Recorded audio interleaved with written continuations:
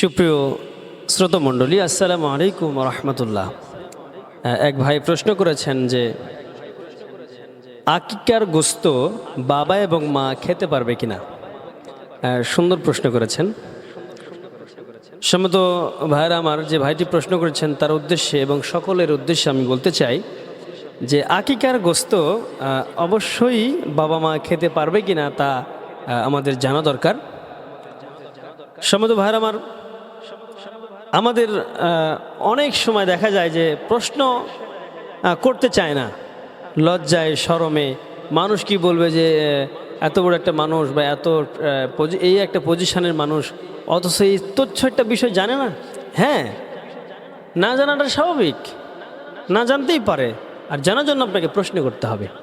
সম্মত ভাইয়ের আমার, যে প্রশ্ন করেছেন তার উদ্দেশ্যে এবং সকলের উদ্দেশ্যে যে এটি বলবো সেটা হলো আকিকা করা নবী করিম সাল্লাল্লাহু আলাইহি ওয়াসাল্লামের পক্ষ থেকে সুন্নাহ।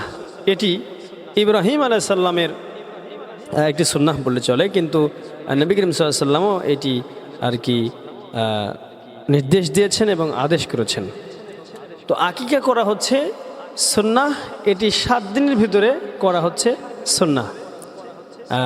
যদি ছেলে সন্তান হয় তাহলে 2টি খাসি, এবং যদি কন্যা সন্তান হয় তাহলে একটি মেয়ে বরকি, এক কথা ছাগি দিতে হবে। এখন আসেন, প্রশ্ন এখানে আরেকটি থেকে যায়, যদি ছেলে সন্তান হয় আর সেই ক্ষেত্রে যদি খাসি না পাওয়া যায় তাহলে ছাগিও দেওয়া যেতে পারে এবং দেওয়া যাবে, এতে কোনো সমস্যা নাই। তবে যদি থাকে তাহলে হাদিসের রেফারেন্স অনুযায়ী, হাদিস অনুযায়ী আপনাকে 2টো খাসি বরকি জবাই করাই আপনার জন্য উত্তম হবে। আর এটি কবে করবেন? সপ্তমতম দিনে এটি করতে হবে।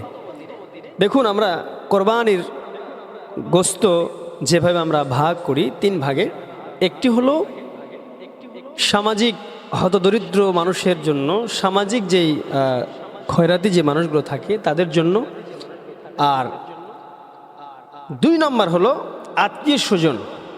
আত্মীয় স্বজনের জন্য আমরা কি করে থাকি, একটি ভাগ করে থাকি।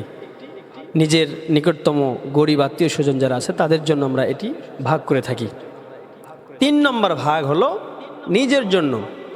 সো এই নিজের জন্য যে ভাগ, এই ভাগটি যে বাচ্চার জন্য যে বাচ্চার আকিকা দেওয়া হবে বা সুন্দর একটি নাম রাখা হবে, এই আকিকা দেওয়ার যে গোস্তটা তার নিজের বাবা মা এটি খেতে পারবে। আমাদের সমাজে একটি ভ্রান্ত ধারণা রয়েছে যে আকিকা যে বাচ্চার করবে সেই বাচ্চার বাবা মাকে আকিকার গোস্ত খাওয়া হবে না। না, এইটি হাদিসে নেই বা এটি হাদিসে পাওয়া যায়নি। এটা মানুষের পুরাতন মানুষের বা আগের মানুষের এটি ভ্রান্ত ধারণা।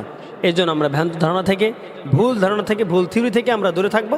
আল্লাহ রাব্বুল আমিন আমাদের সকলকে যেন সহিহ বুঝ দান করুন। আশা করি প্রিয় ভাই আপনি আপনার উত্তরটি পেয়েছেন।